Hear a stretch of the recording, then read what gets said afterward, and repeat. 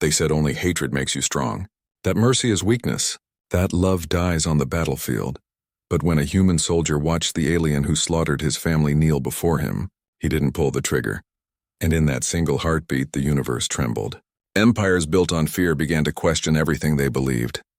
A soldier's mercy became a weapon sharper than any blade. A spark that would ignite wars not of guns, but of ideas, because sometimes strength isn't found in hate. It's found in the one thing they never understood: mercy. So tell me, what happens when mercy goes to war? The wind crawled through the ruins like a wounded animal. Ash lifted from the ground in fragile spirals, carried by a breeze that smelled of scorched metal and burnt life. What was once a city, a thriving human colony built under a sapphire sky, now lay as a skeleton of its former self. Blackened steel beams reached toward the heavens like the bones of giants, and the air vibrated with a silence that only follows screams. Commander Elias Kane walked slowly through the wreckage, the crunch of broken glass beneath his boots sounding too loud in the quiet. His rifle hung at his side, not out of neglect, but because there was nothing left to aim at. The war had already moved on to other worlds, other front lines, but he had come back to where it had started for him: home.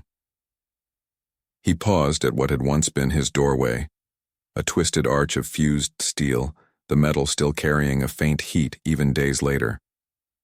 He stepped over the threshold like a trespasser in a graveyard. Inside, the walls were cracked open, the floor stained with the memory of fire. On one of the walls, beneath the soot, the faint outline of a child's handprint was still visible, a relic of a moment before war came roaring through. His son's hand, his breath caught, his knees wanted to give in. For a long time, Elias didn't move. The war had taken everything: family, safety, trust. But it was here, standing where laughter used to live, that hatred pressed its cold fingers around his heart. It whispered the same promise it had whispered to every soldier who had ever lost someone: hate them. Hate them until nothing is left of them. He clenched his jaw. The Dravari had not come to conquer this world for resources. They had come to purge it, to cleanse what they called the infection of weakness. Mercy, kindness, empathy. These were human diseases, they said. And like surgeons of brutality, they had burned it all to the ground. Elias's calm crackled in his ear. "Commander," came the voice of Lieutenant Sarai, "we found something. At the eastern wall. You should see this." He left what remained of his home behind. As he stepped into the open, the wind bit colder. The sky was a dull orange, painted by the distant fires still eating through the wreckage. His squad was waiting where a blast had torn the city wall open, exposing a jagged crater. Soldiers stood in a silent semicircle, rifles lowered but tense. In the center, on his knees, was a Dravari. The alien was humanoid but stretched, as if evolution had built him for cruelty. Skin like cracked obsidian, eyes burning with that pale gold light the Dravari were known for. His armor was half burned, the crest of his empire still visible on his chest plate. His hands were bound. A faint grin, sharp and defiant, still lingered on his cracked lips. Sarai's voice lowered. He was in the commander's sector, residential zone. Elias didn't need the explanation. He knew this was the one. The war reports, the pattern of the burn marks, the timing, it all pointed to this Dravari strike unit. And this alien, this thing, had pulled the trigger that erased his world. He stepped closer, boots sinking into the ash. The alien tilted its head. "Human," it rasped in a language they both understood. "Your hate is your strength, use it. I want to see it in your eyes." A blade of silence sliced through the ruined city. Soldiers shifted uneasily behind him. They had all lost someone. Everyone wanted to see Elias do it. Not as revenge, but as justice, or something they could pretend was justice. Elias raised his rifle. The metal was cold against his hands, steady as stone. The alien didn't flinch. He looked almost eager, as if death at the hands of hatred was the most honorable way to die. "Do it," the Dravari hissed. "Become strong." In that instant, a rush of images flooded Elias's mind. His son building a sand fort in the park, his wife singing quietly at night, laughter echoing against the colony walls. He saw their faces, but not in the moment of their death, in the warmth of life, in the sunlight, and then he saw the alien's eyes, gold but empty, not because of courage, but because of belief. This creature believed hatred made him strong. The trigger tightened beneath Elias's finger. Then something broke, not in him, but in the invisible thread that held hatred's grip on his soul. The world went silent. Even the wind seemed to hold its breath. Elias lowered the rifle. The alien blinked. Confusion flickered across its cruel grin like a glitch in a perfect machine. "Why?" he spat. "Why do you deny me?" Elias spoke softly, but the ash carried his voice like thunder. "Because if I kill you with hate, then I become what burned my world." For the first time in his life, the Dravari warrior had no answer. A murmur went through the human soldiers behind him. Anger, disbelief, confusion. To them, sparing this creature was a betrayal of the dead. But Elias didn't turn to explain himself. He just stood there staring at the enemy not as a monster, but as a living proof of everything humanity was not. The alien laughed. A low, bitter sound. "Weak," Elias didn't respond. He simply turned away, letting the cold wind erase the tension that still clung to him like ash. Hatred wanted to live inside him, but he refused to give it a home. Two soldiers dragged the alien away. As they passed, the creature turned its head toward Elias one last time, not with contempt, but with something far more dangerous to an empire built on hate: doubt. That night, Elias sat alone at the edge of the crater. He stared at the stars, not because he hoped for answers, but because he needed to remember they still existed, even after everything, even after hate. Above him, the stars were sharp and endless. Somewhere out there, the Dravari Empire burned with its own fires. And yet here, beneath the ruins, a single act of mercy had left a crack in their wall of certainty. He whispered to the empty night, not sure if he was speaking to himself, his son, or something greater. "Not hate. Never hate." The wind moved again, lifting a curl of ash like a sigh. In a distant warship orbiting the ruins, alien sensors recorded the moment when a human soldier lowered his weapon. It was marked in their archives, analyzed, dismissed, but one Dravari observer didn't dismiss it. Viel, the one Elias had spared. He lay in a containment cell, replaying the moment in his mind, not the threat of the weapon, but the mercy that followed.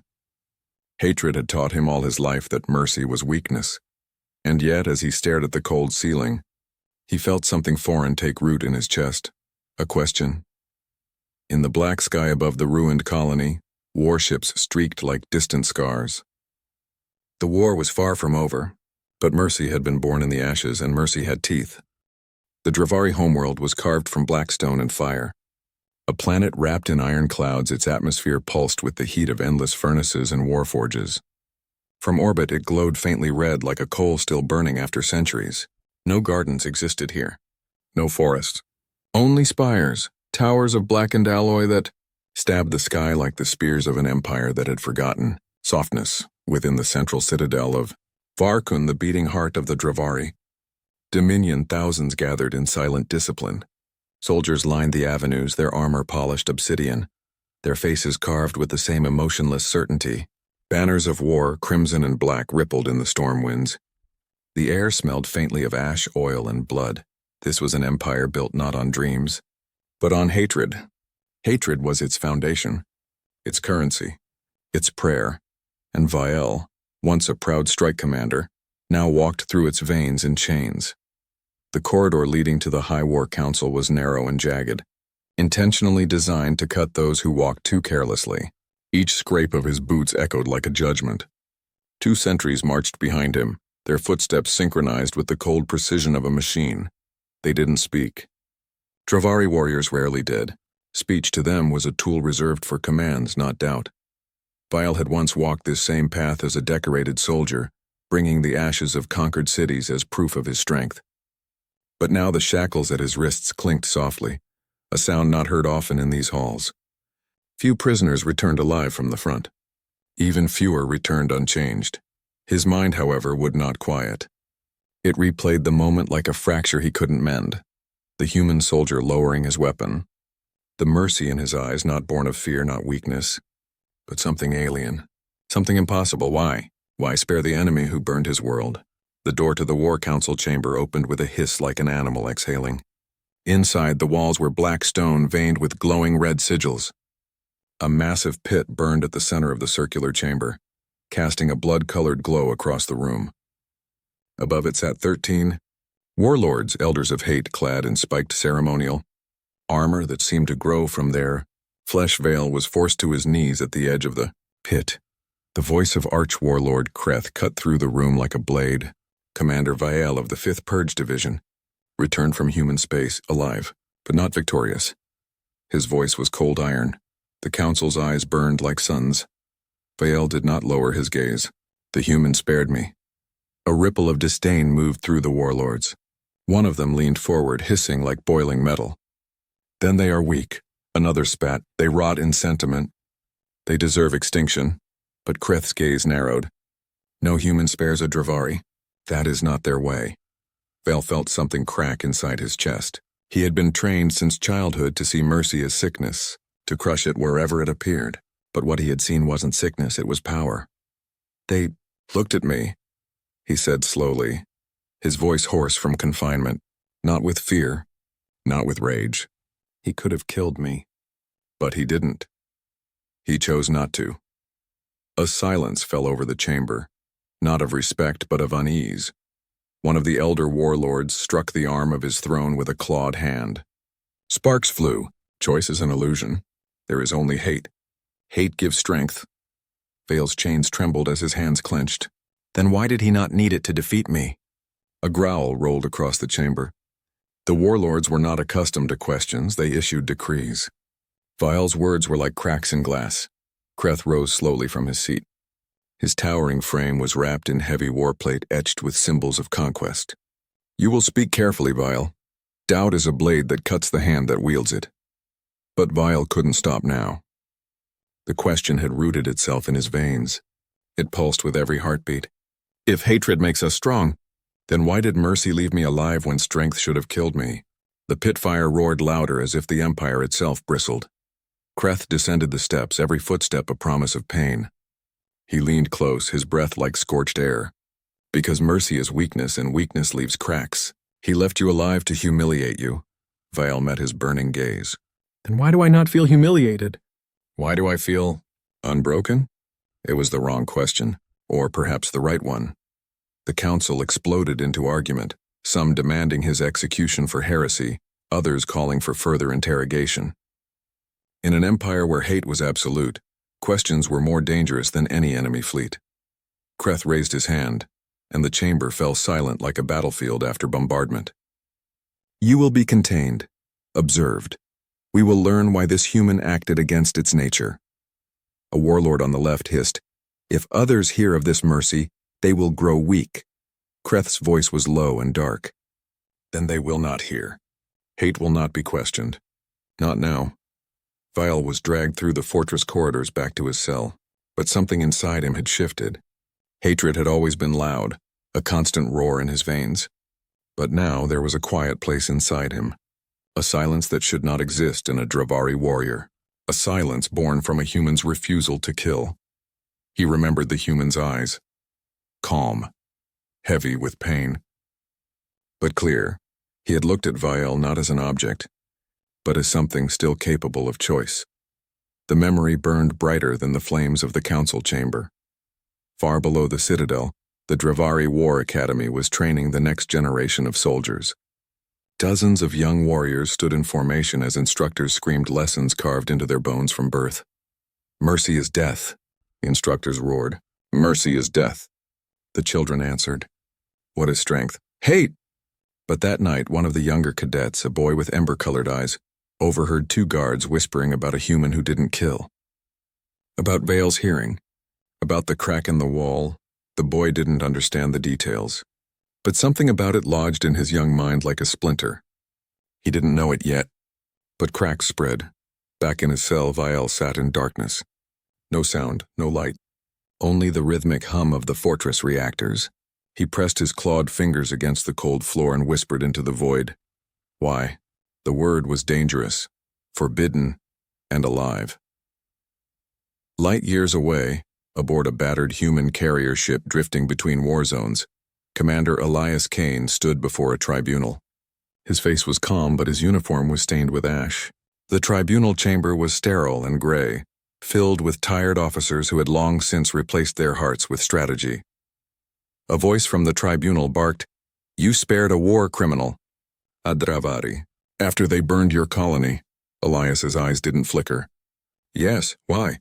another asked, though their tone carried no curiosity, only accusation.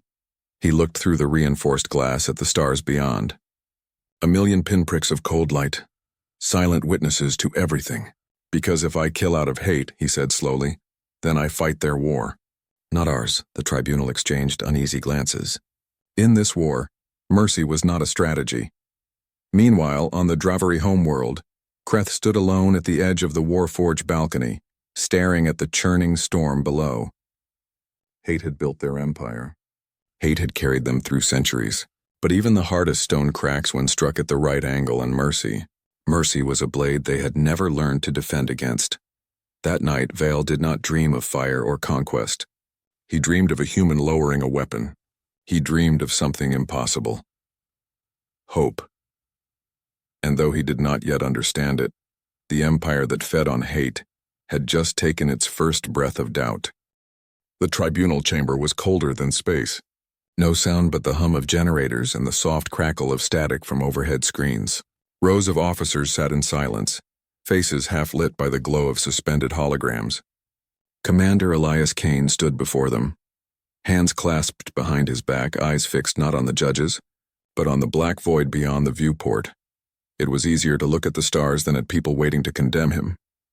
"Commander Kane," said Admiral Rhodes, voice clipped, mechanical, "you stand accused of insubordination during active engagement. You spared a classified enemy asset in direct violation of military protocol. Do you deny these charges?" Elias didn't. He didn't speak at all. The silence dragged until another officer, Colonel Idris, leaned forward. "You lost your colony, your wife, your son, and yet you spared the one responsible. Do you understand what message that sends to your men?" Elias's voice came low, controlled. "That hate doesn't make us strong." A murmur rippled through the tribunal. Some scoffed, others exchanged weary glances. To them, he wasn't a soldier anymore. He was something fragile, cracked open by grief. Rhodes tapped the console. "Strength keeps humanity alive, Commander. Compassion is a luxury for civilizations that aren't fighting extinction." Elias finally turned to face them. His eyes, once full of quiet sorrow, now burned, not with rage but something steadier. "If we become what they are, Admiral, then extinction is already won." No one answered. Not because they agreed, but because the words hit something they couldn't name. After a long pause, Rhodes sighed. "You're being reassigned. Effective immediately. Frontline command removed. Psychological evaluation mandatory." "Dismissed," Elias saluted. "Understood." He walked out with steady steps, the echo of his boots trailing like fading thunder. Outside, the human battleship Resolute drifted through the black, its hull scarred by plasma burns and debris impacts. Through the observation deck's glass canopy, Earth shimmered like a distant promise, blue, untouchable, and impossibly far away. Sarai found him there hours later, sitting in silence as the stars crawled by. She stood beside him for a moment before speaking. "They'll ground you for this." "I know. You saved a Dravari warlord, Elias. People will hate you for that." He let out a quiet, bitter laugh. "They already do." Sarai folded her arms. Her voice softened. "Then why did you do it?" He didn't look at her. His reflection in the glass looked older, heavier. "Because hate is easy," he said. "It burns fast, but it leaves nothing standing when it's gone." Sarai studied him, the man who had once led troops through firestorms, who never blinked under bombardment. Now he sat like a statue carved from loss. Yet beneath that stillness there was a strange power, not the kind that conquers, the kind that endures. Across the stars, in a prison buried deep beneath the Dravari citadel, Vael sat in his cell, if it could be called that. The walls pulsed faintly with molten veins alive with heat. Shadows flickered with each breath of the forges above. He had not seen light from the sky since his return, but it was not the darkness that disturbed him. It was the silence. For the first time in his life, the voices of hate were quiet. He had been raised in a world where rage was nourishment, where children learned to kill before they learned to speak. But the human, Elias, had broken that rhythm. The sound of that lowered weapon haunted him more than any scream. He had seen pity before, disgust, even respect. But never mercy. He replayed it endlessly. The human's eyes calm, steady. He had expected mockery, vengeance, death, but what he found was something his species had no word for. Forgiveness. Bale's claws dug into the stone floor. Weakness, he whispered. He was weak. But the word felt wrong in his mouth because the human hadn't trembled. He had chosen, and that made all the difference. In the upper halls of the HFY War Academy, instructors drilled cadets through battle chants, their voices booming through the corridors. Hate gives life. Hate gives life. What does mercy bring? Death. But in the back of one formation, a young cadet faltered. His chant came a heartbeat late. The instructor struck him across the faceplate. Faster, worm. Feel the hate. The boy nodded, trembling. But later that night, as he lay in the dorm barracks staring at the furnace glow through the vents, he whispered a word he didn't understand. Why? That word was growing like a seed in a wasteland. Small, silent, but alive. Back aboard Resolute, Elias sat with an old field chaplain, a man named Reeves who had seen more wars than he could remember. The chaplain's hands were shaking as he poured 2 cups of coffee, the aroma mixing with the sterile scent of metal and oil. I heard what you did, Reeves said quietly. Sparing the HFY? Brave thing. Not brave, Elias murmured, just necessary. Reeves looked at him with tired eyes. You think mercy changes anything out here? Elias took a slow sip. It already has. At least for one of them. Reeves smiled faintly. Maybe that's how it always starts. Elias turned toward the observation window where nebulae drifted like painted smoke. You ever wonder, he said softly, why they hate us so much? Reeves chuckled. Because we remind them of something they lost. What's that? The chaplain looked out at the endless dark. The ability to love. For a long moment neither spoke. The hum of the engines filled the space between them. Elias thought of his family, faces now only alive in memory. If love had died with them, then all of this was for nothing. But if mercy could survive even one act of hate, then maybe love hadn't died at all. In the dark cells of the HFY fortress, File's guards whispered about him when they thought he couldn't hear. He doesn't speak. He doesn't rage. His eyes, cold, but not with hate. They didn't know what to make of him. The HFY did not heal from mercy. They broke from it, but Veil did not break. He began to question. Not openly. Questions were treason. But inwardly, in the quiet spaces the Empire could not police. If a human could spare him, what did that say about everything he'd been taught? He remembered the Council's words, mercy is weakness. And the humans, if I kill you with hate, I become you. Which of them had sounded stronger? Weeks passed. The human tribunal ended with Elias stripped of his field command, reassigned to a medical evacuation fleet orbiting the colony of Demos 9. It was a quiet post, away from front lines, away from the glory seekers and the vengeful. He didn't mind.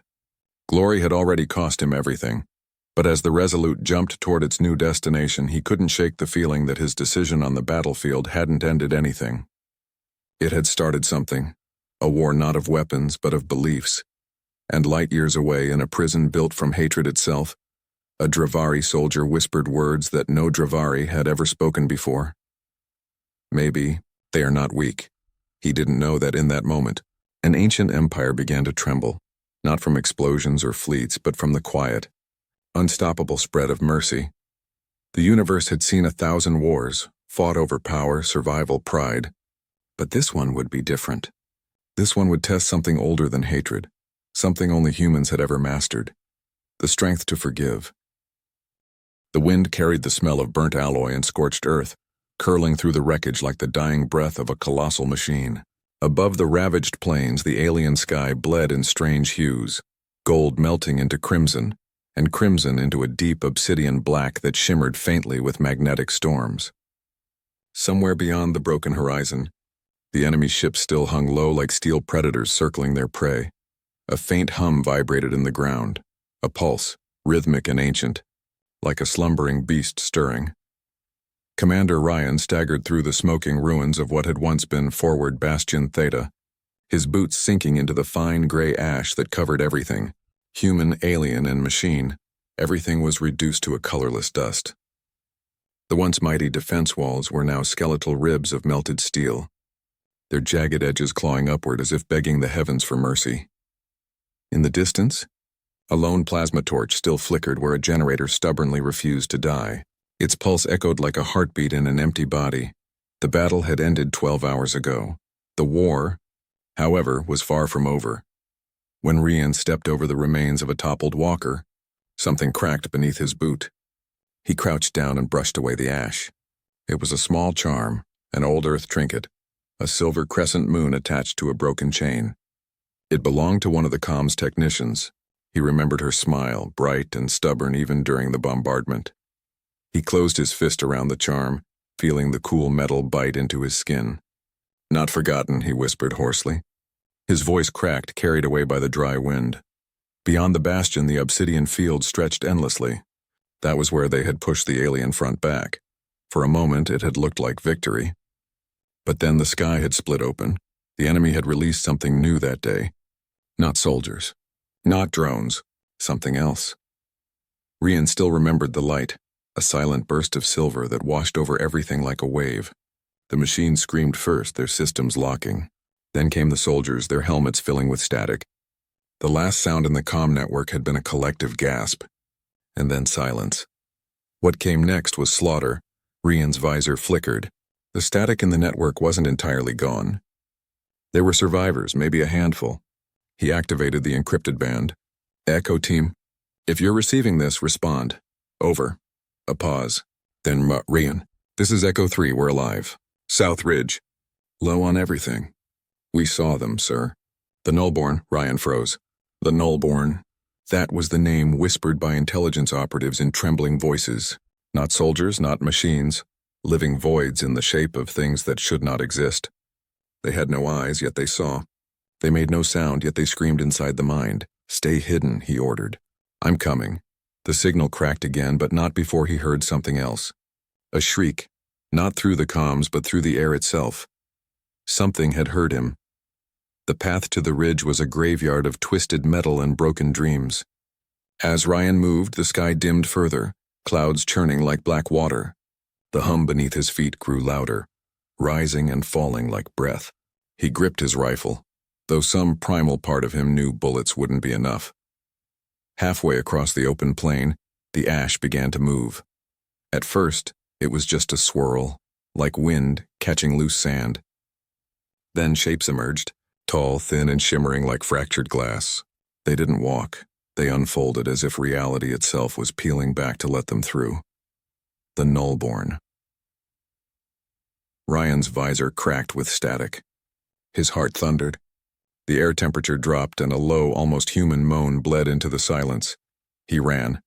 He slid behind a burnt-out crawler, breathing hard, clutching the charm like a prayer. The Nullborn drifted closer, their bodies bending the light around them. One of them hovered over a fallen soldier, lowering its head, or what passed for a head, and the corpse disintegrated into ash. Not burned, not vaporized, unmade, one wrong step, one sound, and he'd be next. He waited, listened. The hum beneath the ground changed, becoming a rhythm he recognized. A power relay, an old one, half buried beneath the earth. Rian knew exactly what he had to do. He crawled through the wreckage, found the cracked console, and tore open the access port. His hands bled from the jagged metal, but the pain kept him focused. He keyed in an override code burned into his memory from years of command. The generator coughed, then roared to life. A low pulse spread through the ground like a heartbeat. The Nullborn froze. Then they screamed. Not with mouths, but with space itself. A shockwave rippled out, slamming them back like invisible hands. Rian didn't wait to see how long it would last. He ran toward the ridge, his boots kicking up ash behind him. When he finally stumbled into the trench line of the ridge, Echo Team was there. 4 soldiers, bruised, bleeding, but alive. Their faces lit up with something he hadn't seen all day. "Hope, sir," whispered Echo 3. "We thought we were the last." Rian looked back at the blackened plain. The Nullborn were already regrouping, shadows tightening. "No," he said, voice like steel. "We're not done yet." That night, beneath the alien constellations, they built a trap. Ryan's fingers moved with a kind of quiet fury as they rerouted the last of the generator's power into the ridgeline. The Nullborn moved like a tide in the dark. But this time, they'd meet something that bit back. The charm lay warm in his pocket. He could almost hear the laughter of the comms technician, the way it used to echo through the bunker. For them, he murmured. And when the horizon ignited with the arrival of the next wave of Nullborn, he whispered the words again. For them. The ground shuddered. The light returned. And the war reborn in the ash began again. The ash storm broke before dawn. The wind quieted into a hollow, breathless silence that settled over the ruined ridge like a shroud. The stars overhead flickered weakly through bruised clouds as if uncertain whether to shine on this battlefield at all. Commander Rian sat against the cold metal of the last functioning barricade, his rifle across his knees, watching the faint glow of the generator pulse in the dark like a dying ember. Echo Team was asleep in shifts, curled up beneath thermal cloaks salvaged from the wreckage. The ground beneath them was still, warm from the surge they'd triggered hours. Earlier, the trap that had burned half a dozen Nullborn into nothing but fractured, light. But Rian knew the enemy hadn't retreated. They'd simply watched and waited. At 0427 local time, the hum returned, soft at first like a whisper against the bones. Then stronger, rhythmic, breathing. Ryan opened his eyes. It wasn't the hum of the generator this time. This was deeper. Older, sir? Echo 3 stirred from her post, her voice thick with exhaustion. Get the team up, Ryan said, standing slowly. It's starting again. Within seconds, the trench filled with the rustle of movement. Boots on ash. Metal on metal. No one needed to ask what it meant. As the hum grew louder, the ash plane began to sink. A hairline fracture, no wider than a thread, split the earth in front of the ridge. It spread silently across the landscape like a black vein, spiderwebbing outward. Dust and bone fragments fell into the widening gap. Echo 2 swore under his breath. That's not natural. Ryan said nothing. He already knew. The Nullborn hadn't just attacked the surface. They'd awakened something beneath it. The fracture split wide enough to swallow a crawler whole, revealing a hollow black pit. A cold wind rushed out from below, carrying the smell of old iron and something worse, something that made the skin crawl and the mind whisper run. Ryan stared into that darkness, and for the briefest heartbeat he thought he saw eyes staring back, not the Nullborn. Something older, something that had been waiting. Hours later, as the sun rose weakly through choking clouds, Ryan stood at the edge of the chasm with Echo Team geared for descent. Command's not coming, Echo 1 said flatly. No signal, no evac. We're on our own. Ryan adjusted his harness. Then we stop this ourselves. Echo 3 swallowed.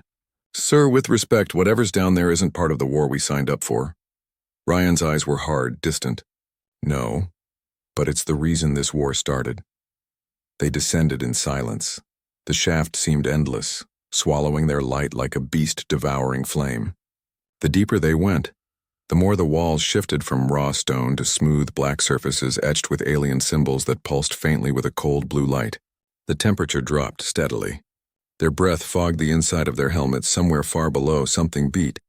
A soundless thud like a heart too large to belong to anything natural. Echo 2's voice cracked over the comm. These markings, they're not Dravari tech.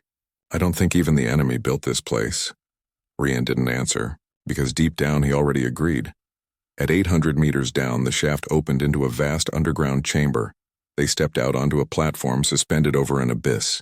In the center of that darkness floated a structure, a black sphere the size of a city block, ringed with metallic veins like arteries. It pulsed with the same rhythm as the hum, and around it, like insects around a star, hundreds of Nullborn drifted silently. They're not attacking, Echo 3 whispered. They're worshipping, Ryan breathed.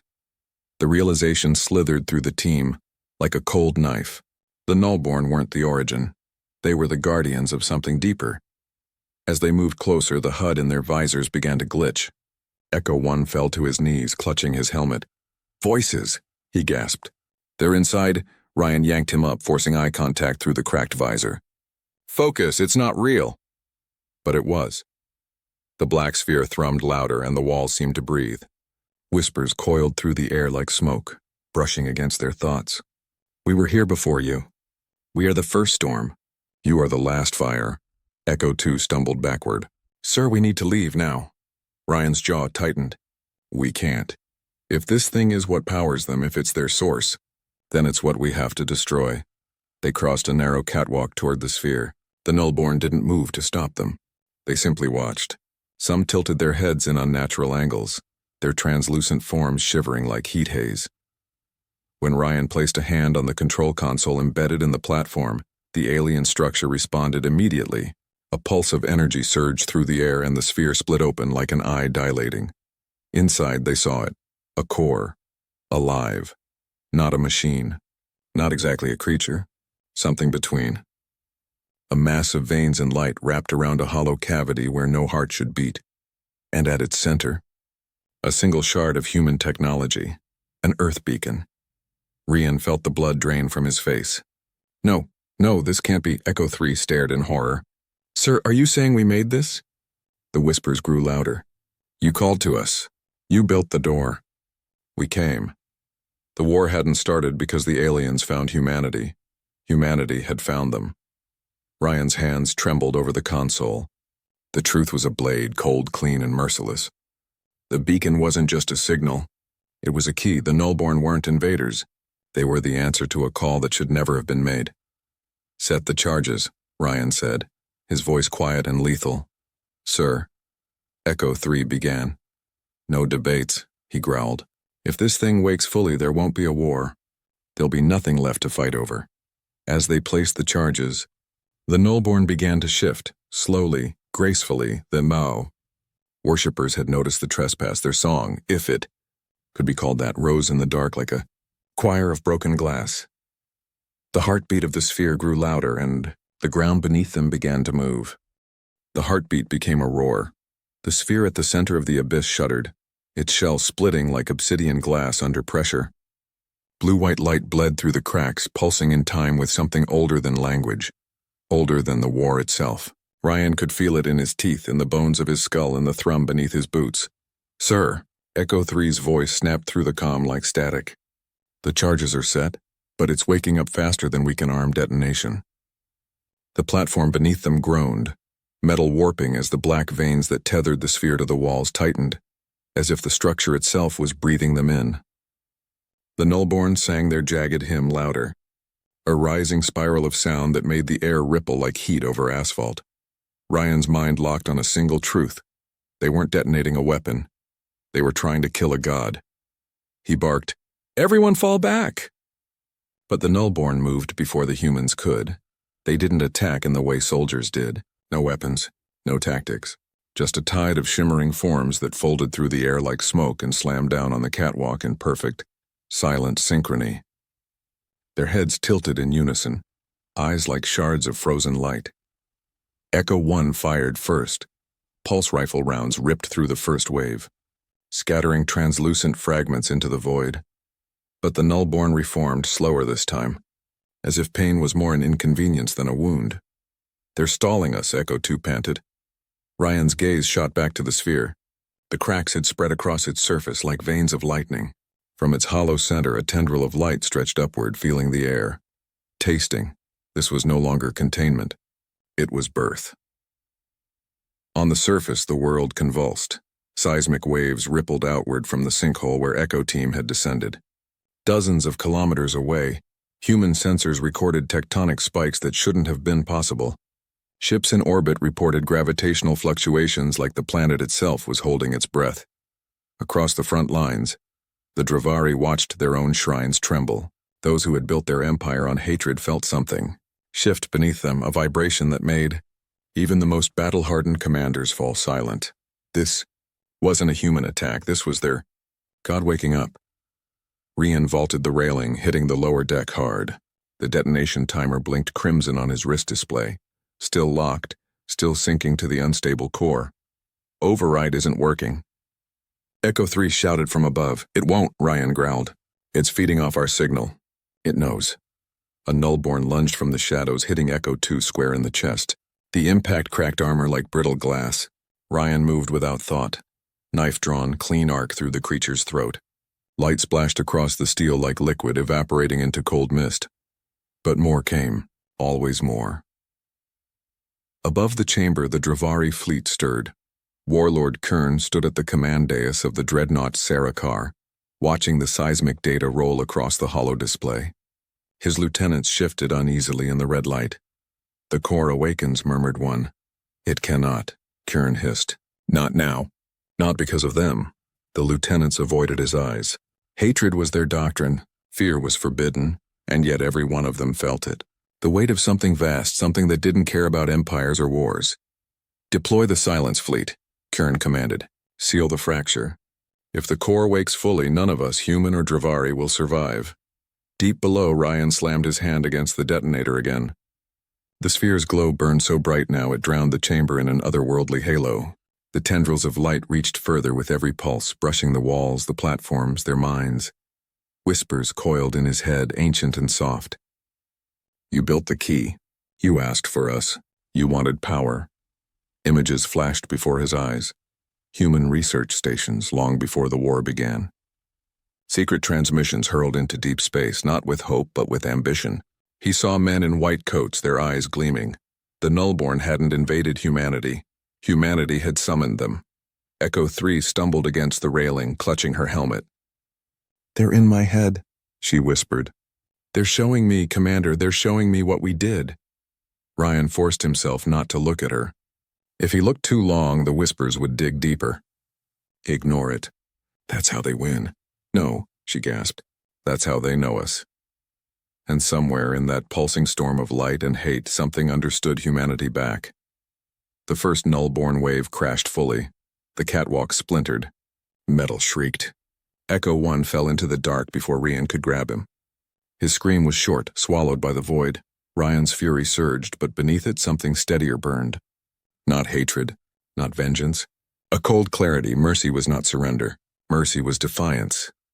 He grabbed the priming cable, ripped out the failsafe with bare hands, and slammed it into the console. The system screamed warning after warning in a dozen languages. Ryan didn't stop.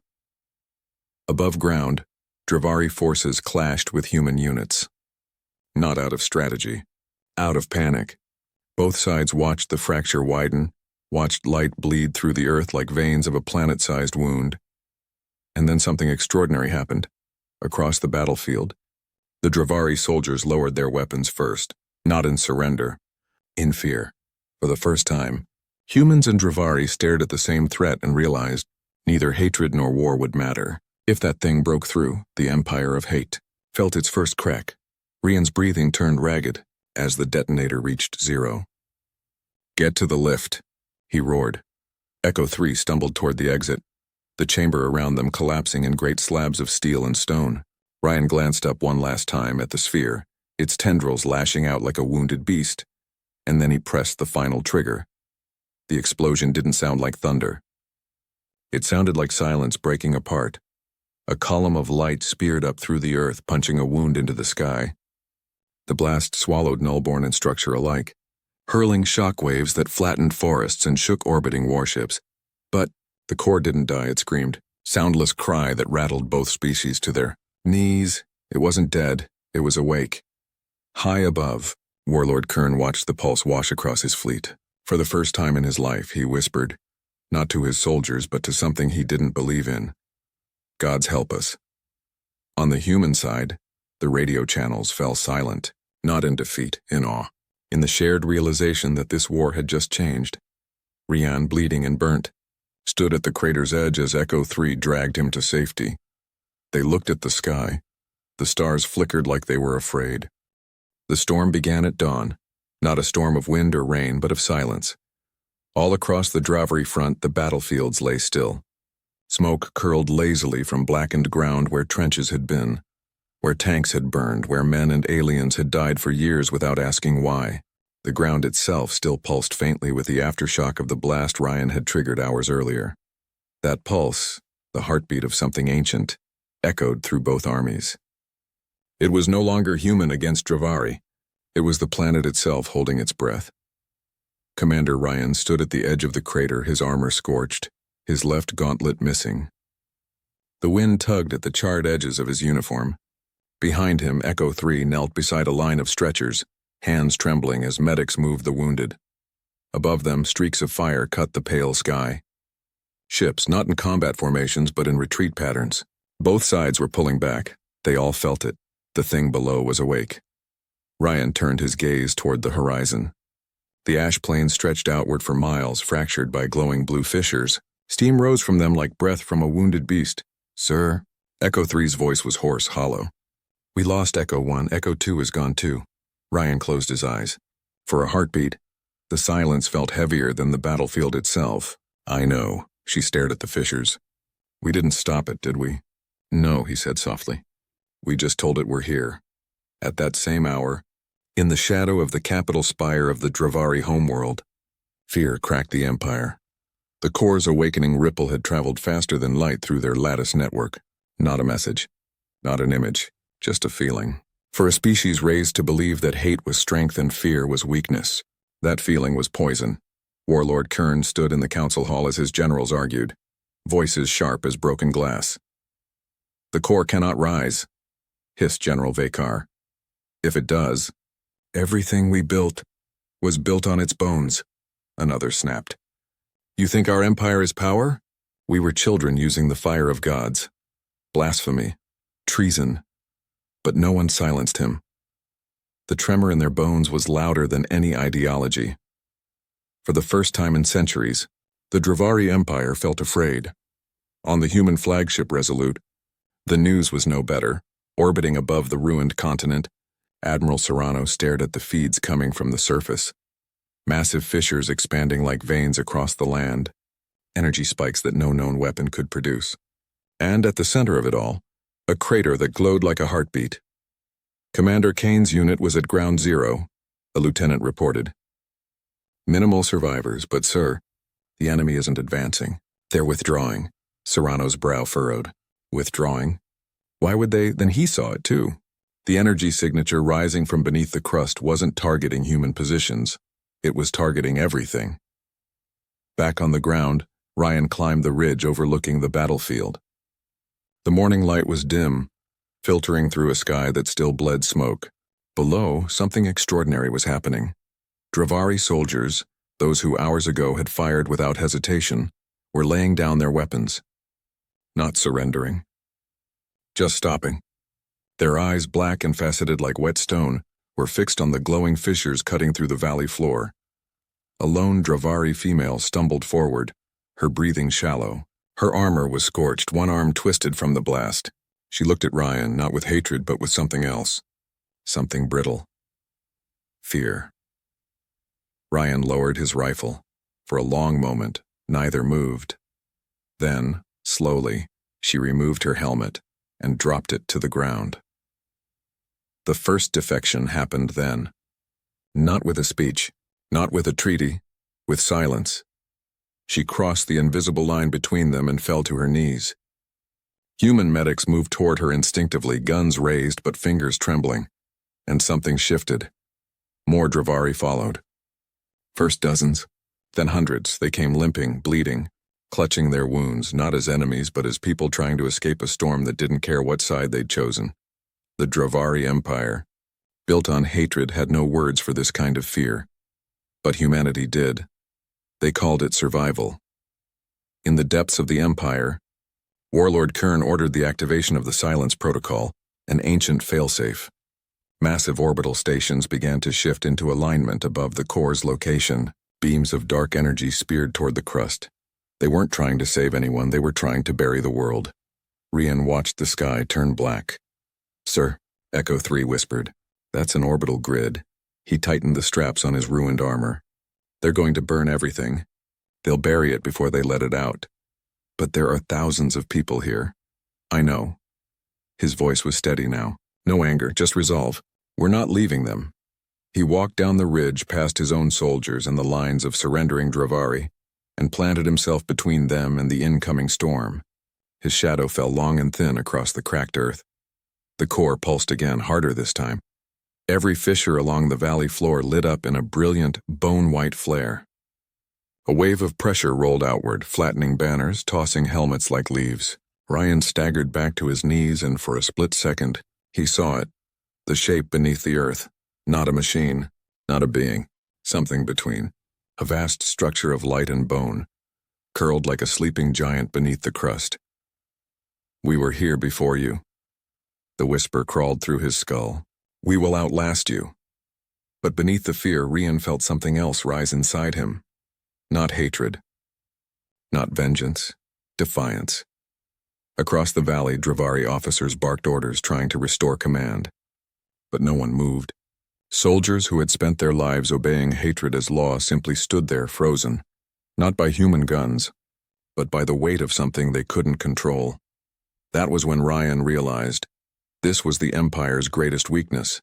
They only knew how to fight enemies. They didn't know how to face something bigger than hate. He climbed atop a fractured crawler and lifted the emergency flare in his hand. A single streak of crimson fire arced into the ash-gray sky. All units, human and Dravari, he shouted into the comm. Get underground shelters now. I don't care what side you were on 5 minutes ago. If we don't work together, there won't be sides anymore. Somewhere far away, orbital engines screamed as the silence protocol came online. The first orbital beam struck just outside the crater. A column of black light tore through the atmosphere, vaporizing Earth and air alike. The blast wave flattened entire ridgelines. The ground bucked like a wounded animal. Dravari and human soldiers scattered together, indistinguishable in the chaos. The war was no longer about conquest, it was about surviving the gods they had woken. Far above, in the command chamber of the Sarikar, Warlord Kieran watched the bombardment with cold eyes. If the core dies, we live. If it rises, nothing does. But even as he said it, his hands trembled, because deep down, he knew what the humans already understood. The core couldn't simply be buried. It remembered. Rian fell to one knee as the shockwave slammed through the valley. Dust choked the sky, ash rained down like snow, and somewhere beneath their feet, the god in the dark began to stir in pain and anger. This wasn't over. It was only beginning. The night above Aurelius V had cracked open. The star field that once shimmered with quiet dignity now bled with flowing light. A radiant torrent spilling across the sky like a river of stars. It wasn't water. It was space itself bending, collapsing into a corridor of luminous gravity. The Aegis spear, battered and trembling, was being dragged toward it. Inside the control core, emergency alarms wailed in a haunting rhythm and sparks cascaded down like metallic rain. The vessel's once proud bones groaned under the pressure of space-time distortion. Commander Kyle stood at the observation deck, his reflection fractured in the glass like a mirror refusing to hold his shape. His eyes were locked on the phenomenon, a wormhole born from the Orion Rift, widening like the open maw of something ancient and hungry. Around him, the crew moved like ghosts. Some prayed, some simply stared. No one dared to speak loudly anymore. They all knew. The harrowed choir fleet had arrived. From the shadows of the river of stars, colossal silhouettes emerged. Each alien vessel was a cathedral of war. Towering spires, twisted metallic wings, runes pulsing with sickly violet light. Their arrival wasn't accompanied by sound. It was accompanied by silence so absolute it crushed the heart. Kale pressed his blood-stained palm against the glass. He whispered, "So it begins." Below deck, Lyra knelt beside the stasis pods. Half of them were dark, lifeless. She gently placed her hand on the pod where a young pilot slept, her tears fogging the cold surface. Dr. Venn approached quietly, his uniform smeared with soot and biogel. "She won't make it if the choir breaches the hull," he said softly. "She will," Lyra answered, her voice trembling. Kyle promised. Kyle promised a lot of things, Venn muttered. But there was no venom in his tone, just the exhaustion of someone who had watched too many promises die. She looked at him sharply. "Then this one can't die." The choir began to sing. It wasn't a melody, it was a frequency. A vibration that threaded through metal, bone, and memory. Every living thing aboard the Aegis spear felt it. Some clasped their ears and screamed. Others dropped to their knees as forgotten sorrows clawed their way back from the dark corners of their minds. Kyle closed his eyes. The sound slithered into him like a blade made of lullabies. For a heartbeat, he saw his mother's face, the way she had smiled the day the first war began. Her lips moved soundlessly, as if calling his name from the other side of time. He bit down hard on his tongue to anchor himself to the present. Blood filled his mouth, sharp and real. Status, he barked. Gravitic anchors failing. Weapons grid at 32%. Shields can't hold another surge, cried Lieutenant Marrow. Kale turned toward the tactical map. The choir wasn't attacking yet. They were encircling the spear, herding it toward the Star River's core. They want us alive, Kyle said. They want us inside the rift. In the ship's heart, the ecliptic engine, their last escape mechanism, throbbed like a dying heart. Lyra rushed into engineering, breathless, sweat streaking down her neck. Talk to me, she demanded. Chief Engineer Noor glanced up from a nest of burning conduits. We can light the engine. Maybe once. But if we miss the exit trajectory, it'll rip us in half. Then we don't miss, Lyra shot back. Noor smirked, despite the chaos. You always were better at impossible odds. They both froze as the lights dimmed, not from power failure, but from something vast moving closer outside. On the deck, the choir's flagship broke through the light like a black spearhead. Its hull seemed carved from the corpse of a star, its structure constantly rearranging itself in elegant, predatory geometry. From its underside, 10,000 tendrils of living metal unfolded, reaching toward the Aegis spear, not attacking, claiming. Kale straightened, his knuckles white around the command rail. Marrow, target the choir flagship. Sir, if we fire, they already own this sky, Kale interrupted. We're not going quietly. The tactical display bled red. Missiles roared from the spear's flanks, streaking through the Star River like fireflies racing into a storm. The choir didn't flinch. Their shields shimmered like liquid glass. The missiles detonated against it, vanishing like stones cast into the ocean. And then, the choir answered. A single lance of light arced from their flagship, grazing the spear's port side. The hull peeled open like paper. Entire corridors vented into the void.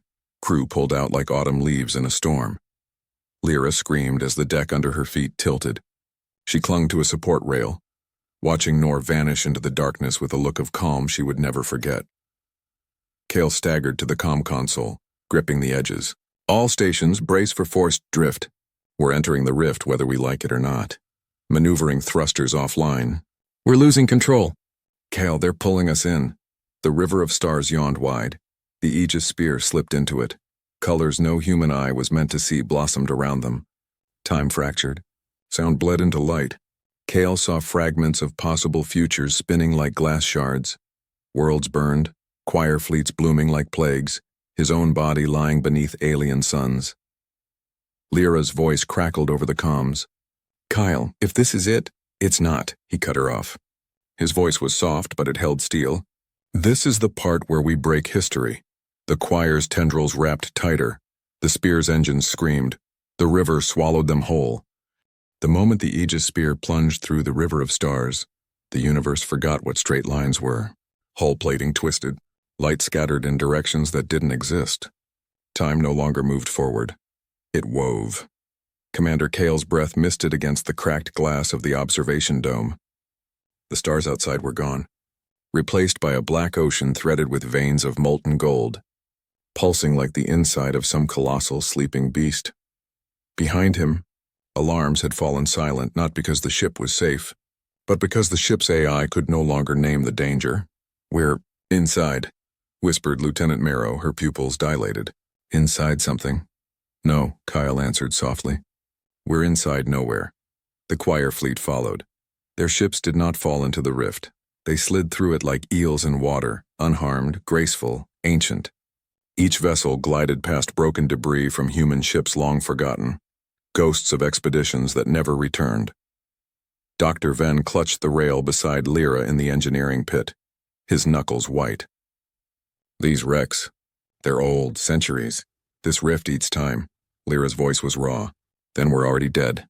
No, Venn said. We're late. Above them, a dead battleship drifted by, its nameplate scorched. For a brief moment, Kale saw its hull flicker with images, faces of men and women screaming silently. A graveyard wrapped in eternity. The choir flagship loomed ahead, glowing with violet runes that cut through the black. It wasn't chasing them anymore. It was guiding them, leading the spear deeper into the wound between worlds. Kale, Lyra called through comms. Ecliptic Engine's power grid is shattered. We can't jump out of here. Then we follow them, Kale replied. Follow? You're insane. Kale's voice was steady. Lyra, if they dragged us here, they want us alive. Which means they need us. Which means we still have a move to play. The choir's song began again. This time it wasn't just in their heads. It was in the metal. The spear's walls vibrated with a deep, wordless harmony, as if the ship itself was being taught to pray. Crew members dropped to their knees. Marrow screamed and clamped her hands to her ears. Ben began to mutter names of people long dead. Lyra clung to the reactor console, tears streaming down her face without understanding why. Kale saw the past. He stood once again on the burning steps of Fort Orion, watching his brother die under alien fire. He smelled the blood, the smoke, the shattering of everything he believed was permanent. The choir song forced him to relive. But Kale was not a soft mind. He bit into the pain like steel. Pain keeps you awake. He slammed his fist into the console, shattering a layer of blood-smeared glass. Enough! His roar cut through the song like a blade through silk. The ship's AI flickered. Signal interference dampened. It was a shape that refused to obey physics. A massive black lattice like the skeleton of a dying star, spinning slowly around a sphere of light so dense it bent space like silk. Marrow whispered, "What is that?" Lyra's voice was a thread. "A machine." "No," Kyle corrected. "A throne." The choir ships took formation around the lattice, like priests surrounding an altar. And then, without weapons, without threats, they opened. Panels on their hulls peeled away like flower petals, revealing crystalline pylons glowing with soft violet light. Their song shifted from attack to invitation.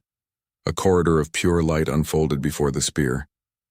"They want us to come," Ven muttered, "into their heart." Kale felt the weight of 1,000 decisions pressing down on him. Retreat wasn't an option. Death was a certainty if they stayed adrift.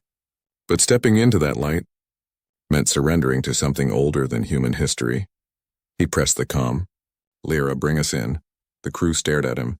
"You heard me," he said, voice steady. "We walk into their altar." As the Aegis spear crossed the threshold of violet light, gravity inverted. The hull groaned. Every joint screamed. The ship was dissected, not physically, but mathematically. Their reality folded like origami into something smaller, something sharper, and then calm. They emerged into an impossible sky. The space around them wasn't void anymore. It was a cathedral built from stars. Towers of frozen light rose into black infinity, each humming with ancient energy. Rivers of plasma flowed like water. The choir ships hovered silently, reverent. At the center stood the obelisk, a black structure taller than any mountain, carved with languages no human tongue could form. Kyle whispered, "My God." "No," a voice answered. Not from the speakers, not from any mouth. The sound grew inside their skulls. Not God, memory. All around the spear, the choir fleet knelt in perfect formation, ships bowing as if they were living creatures paying homage. Lyra staggered to Kale's side. "What's happening?" Kale's jaw tightened. "We're standing in their church." "No," the voice whispered again. "You are standing inside your future." Every star in the rift seemed to pause. The choir's song fell silent. The air around the humans grew electric, heavy with something that felt like destiny. And then Kale heard it, not in his ears, but in his bones. Humanity was invited. Now it must choose. The obelisk stared back. It wasn't a building. It wasn't a machine. It was alive. The white slit of light across its surface pulsed like the heartbeat of a god that never breathed. Commander Kale stood at the forefront of the deck, his boots magnetized to the floor as the Aegis spear hung in silent orbit above the choir's altar. Around him, the crew whispered in trembling breaths as though even exhaling too loudly might shatter the fragile gravity of the moment. Humanity was invited. Now it must choose. The voice echoed through their bones, through the ship, through the silence between their heartbeats. A ramp of black light extended from the obelisk, folding out of itself in impossible geometry, like space was being rewritten. "Line by line, Commander," Lyra's voice shook. "If we step on that—" Think McHale raised a hand. "We've already stepped too far to turn back." Behind him, Lieutenant Marrow wept silently. Dr. Ven clutched the rail with the hands of a man staring at his own grave. And yet not a single soul spoke of retreat. The choir, those silent, Terrible singers of hate hovered in flawless formation, their vessels bent low, awaiting their human guests like priests before an ancient altar. Kale stepped forward, and the universe inhaled. The ramp was not solid. It was memory. Each step, Kale took sank his boots into someone else's past. The ramp showed visions as if it were built from the recollections of the dead. A desert scorched into glass, a starship dissolving into the black, a soldier on his knees, hands covered in the blood of a child, a woman whispering a prayer to a sky that no longer answered. The alien choir had built this place from their victories and their sins.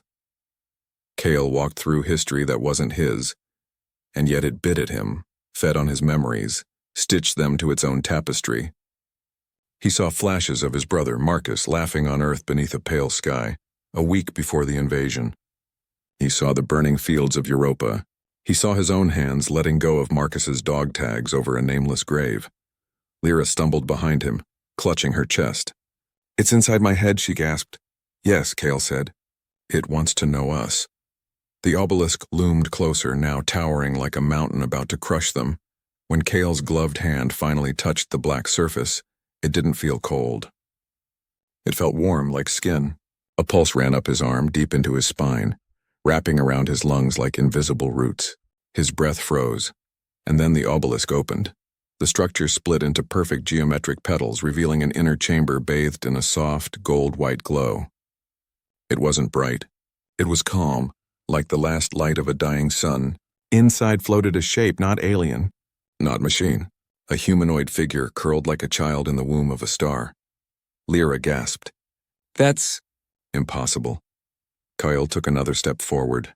The figure stirred, its skin shimmered like molten mercury, but its eyes, two spheres of burning light, fixed on Kale with unbearable clarity.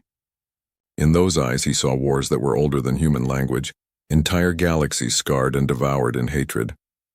Then the voice came, not as sound, but as weight. "Hatred forged us. Hatred made us strong. But hatred does not create." "Then why bring us here?" "Because you refused." The obelisk responded, flooding the chamber with images. His act on the battlefield, the moment he spared the alien who had killed his family. That single moment, a fracture in the pattern. Kale's heart thundered. He didn't need explanation.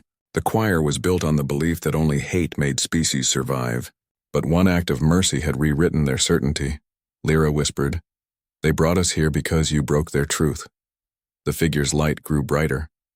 The choir fleet outside began to sing, not in violence but in low, trembling resonance, as if an entire civilization was holding its breath. "We consumed 1,000 empires. None ever refused the blade, you did. So what happens now? We give you the throne." The obelisk wasn't offering surrender. It was offering rule, an invitation to sit where hatred once sat and shape the galaxy with something else. Lyra stepped forward, her voice cracking. "Commander, don't." The obelisk's inner chamber shifted again. The ramp behind them collapsed into black mist. There was no turning back. Kale looked at the golden figure, then at his trembling crew. He remembered the ruined cities of Earth, his brother's blood, the broken faces of survivors. He had every reason to accept the choir's way, to rule through vengeance.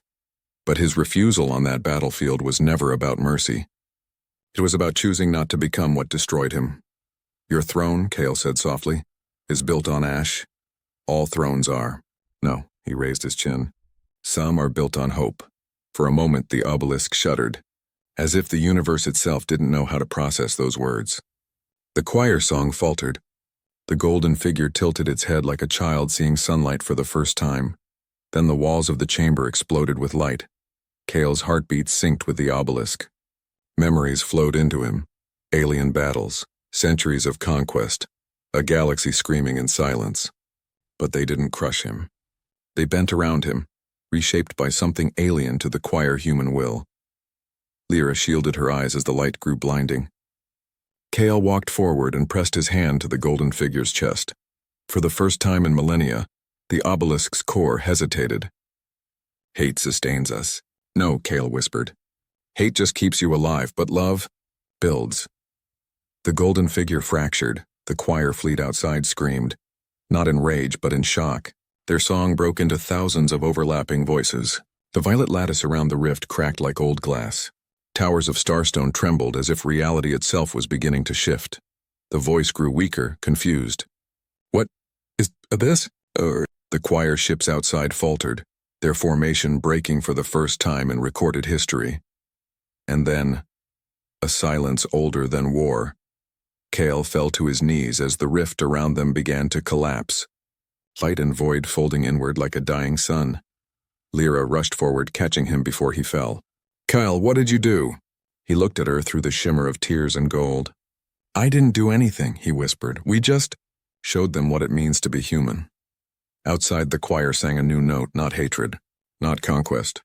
Something quieter, something uncertain, something like hope. The rift was dying. The sky of impossible geometry cracked like an eggshell, spilling rivers of molten light into the void. Stars folded inward. Choir ships, once immaculate and precise in their formations, now drifted as if stunned, their engines dimming, their ancient harmony broken. Inside the crumbling cathedral of stars, the Aegis spear floated like a lone ember against a collapsing universe. Commander Kale stood on the shattered deck, blood streaking his temple, breathing in the sound of silence, real silence.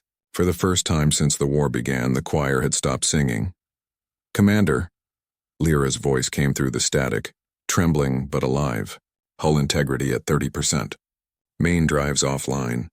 We're dead in the water." Kale turned to the observation dome. Through the jagged fractures of reinforced glass, he saw the obelisk, or what remained of it.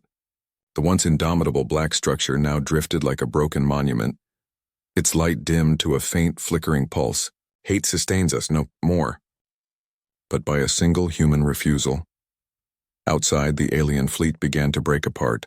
Some vessels drifted aimlessly, their crews lost without the pulse of their central will. Others spiraled in controlled descent, aligning themselves in patterns Kale had never seen before. Patterns not built for war, but for listening. "Kale," Mara whispered. "They're not attacking." "They don't know how," Ven murmured behind her, voice heavy with disbelief. "They've never lived without the choir." Kale placed a hand on the cracked glass, watching as the massive ships, once symbols of hatred sharpened into perfect weapons, now wavered like children learning how to breathe. A low, broken hum began to rise from their fleets. Not a war song, something smaller, softer, like an ancient melody remembering itself. The rift buckled, every star spine and crystal tower bent inward toward the collapsing heart. Kale knew they didn't have minutes, they had seconds before the gravity implosion consumed everything. "Lyra," he said, his voice cutting through chaos like steel. "Can we ride the collapse?" She whipped around, eyes wide. "Ride it? Commander, the rift's tearing space apart?" "Yes," he cut her off. "Which means it's opening. Somewhere, we find the flow. We surf it out, that's—" Her voice caught between terror and awe. "Insane." Kyle allowed himself a small, grim smile. "Good. That means it might work." Engines screamed as Lyra and Marrow coaxed dying reactors to life.